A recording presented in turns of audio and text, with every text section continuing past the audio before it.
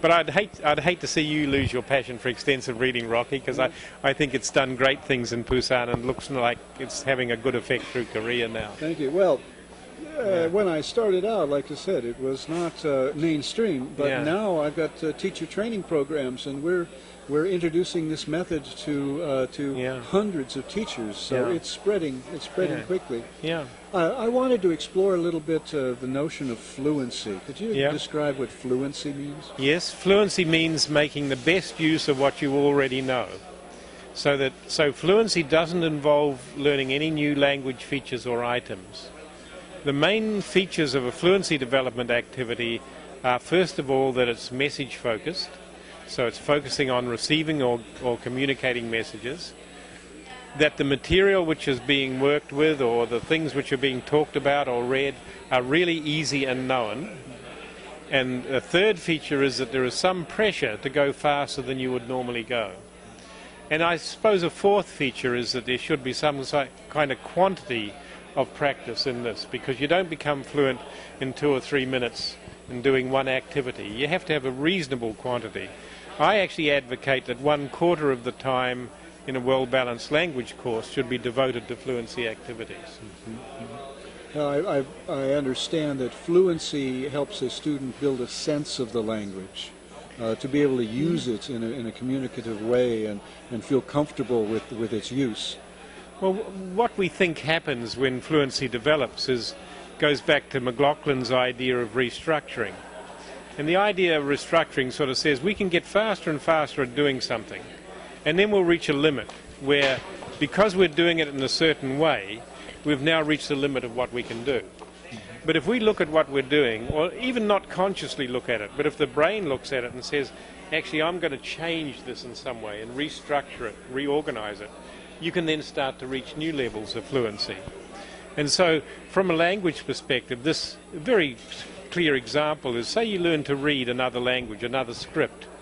When you start to read, you only look at bits of letters, and you say, like the letter B has got the circle over this way, and the letter D has got it over the other way, and you have to pay attention to these little bits.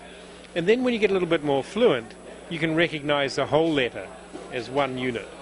And then when you get a bit better, you start to recognize whole words. And then when you get even faster and more fluent, you then start to work at the level of the phrase or the multi-word unit, where you can actually predict to some degree what that phrase is going to be. And a glance at it is probably enough for you to be able to read it. And so what fluency development then involves is getting faster and faster so that the brain restructures then the learning. And this restructuring of learning, I think, is leading to a better organization within the brain. Well, so fluency has very important outcomes. Dr. Richard Day says fluency is the acquisition of sight words, but I think you're saying that it's a little bit more complicated. Well, he's only looking at reading, and he's only looking at beginning reading. And so from the point of view of beginning reading, I'd probably agree with him to some degree. But I want to see fluency for listening, speaking, reading, writing. And I think in a well-balanced course, you have time on each of those 4 skills. And so about 1/16 of a course should be spent on becoming fluent in reading, and about 1/16 on becoming fluent in speaking, and 1/16 writing. So that in the end, fluency activities make up about 1/4 of the course time. So how does someone gain fluency by using your speed reading passages and comprehension questions? Well, that's one way. So one way is to have a speed reading course. And there's now nice research done in Korea on that, looking at the effect of a speed reading course on university students. I think the article's available free from my website. And having a regular speed reading course is a well-tried and true thing. The first speed reading course I know of was done by Michael West in India in the 1930s. And he wrote it up in a book called Learning to Read a Foreign Language and Other Essays. And he showed that, by running a speed reading course with timed readings and comprehension checks, you could get a good increase in learner speed. And we've shown that time and time again in classrooms. And there's now published research coming out. There's an article just appeared in the latest issue of Reading in a Foreign Language, using speed reading courses published by Compass Publishers, and they've been trialled, they've used them in Taiwan, And now there's a study there reporting on the fluency increases as a result of doing that. So I think fluency development has to be part of a course. But extensive reading course also has to involve two strands. And one strand is the strand of what I'd call meaning-focused input, where you read material which is just at your level, so that you then start to increase your vocab knowledge a bit and you establish some partly known vocabulary and so on. But another strand of the speed reading course has to be a fluency development strand. And that is where you read really easy graded readers, but you read them fast as anything. And you might even read one you've read before, but you read them really fast. And so I see an extensive reading course, you can have at least three kinds of levels. I think there's probably even a third level, and the third level is where you read really hard graded readers, and you use that to increase your store of words to learn, because every unknown word you meet in a graded reader is going to be a useful word for you. And so I would see it having all those three effects. The last thing I'd like to check with you on, our Korean teachers in the classrooms are still teaching to the test. Yeah. Their time is not particularly flexible in their classrooms.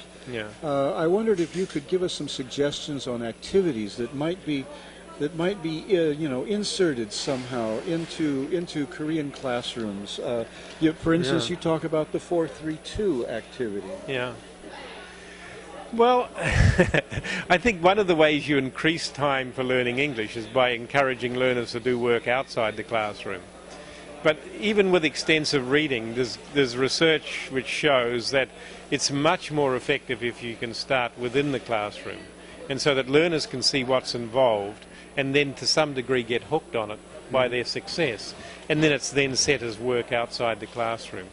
I'd probably like, in a fairly rigid sort of course like that, I'd like to see a small proportion of the time being set aside for newer activities, which once learners have some experience of, then can move out for homework or something like that, and then something else can be brought in as things. So things like that would include extensive reading.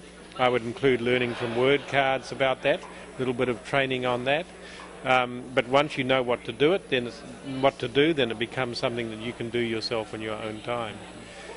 I think ultimately, you've got to have more sensible goals for learning than the exams, but those are very realistic goals. I mean, if I was a student and I'm going to have to sit an exam which decides my life, the rest of my life, I'm not going to focus on anything else except that. Do what the practical thing is. Yeah, I mean, it's only common sense to do that. But I think you've got to try and get the best of both worlds if you can by adding a little bit and so on. But this 4-3-2 activity, I'd like you to describe that, and would you tell me how does that increase fluency? Well, 4-3-2 involves learners talking 4 minutes to one partner on an easy topic, then they move to a new partner 3 minutes, and then a new partner 2 minutes. And the partner just listens, they repeat the same talk but decreasing time. And when you do that, we've done research where you transcribe the 4-minute talk and you transcribe the 2-minute talk and you compare the differences. And you see a change not only in speed, which isn't surprising, because if you've got less time to do something, you do it faster. But then you also see markers of disfluency, which hesitations sometimes are markers of disfluency, but they decrease. So that's indication then that learners are performing at a more comfortable level with their speaking. But you also see improvements in the reduction of grammatical error in repeated parts of the talk. Really? Yes, and an increase in complexity, in that you'll find about 3 or more complex constructions in a 2-minute talk than in the 3-minute talk, such as relative clauses and so on. And I think the way that, we don't really understand how fluency works. And the astonishing thing is that it sort of interested me, because say you do a speed reading course, you do 20 passages. The actual reading time for those passages in total is probably no more than an hour, because they're 550 words long.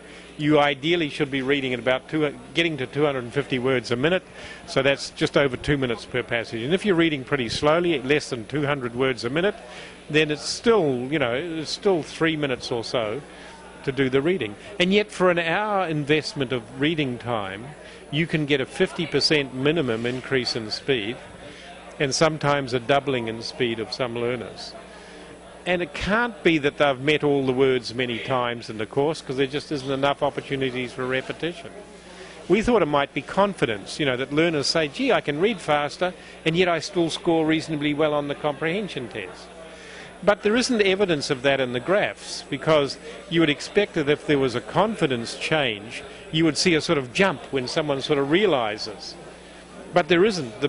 By far the most typical graph, in about 90% of cases, is a gradual increase in fluency and speed of reading as they go from one passage to the next.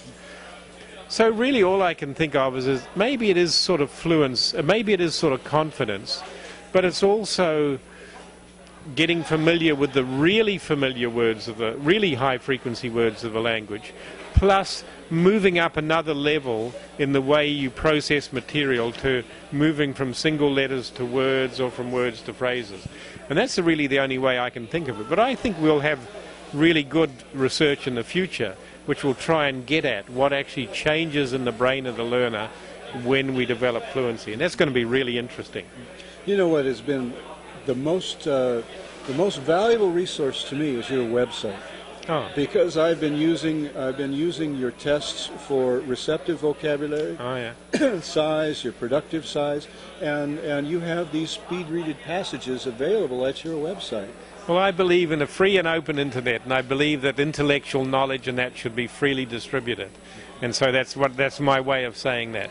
And I know that there are many others like Tom Cobb and that Tom does great stuff on computer-assisted vocab learning, and it's all available free. And I think that's how it should be. My government pays my salary, and I think we should. I think that I should repay that by making knowledge freely available. If there was one piece of advice that I would give teachers in Busan or students anywhere, is to access your site, use the test, use the speed-readed passages, because they're an extremely valuable resource. And they're the right price, Rocky. Yeah, they're free. Thank you very much for talking with us. No, great pleasure, Rocky. Good to meet you again.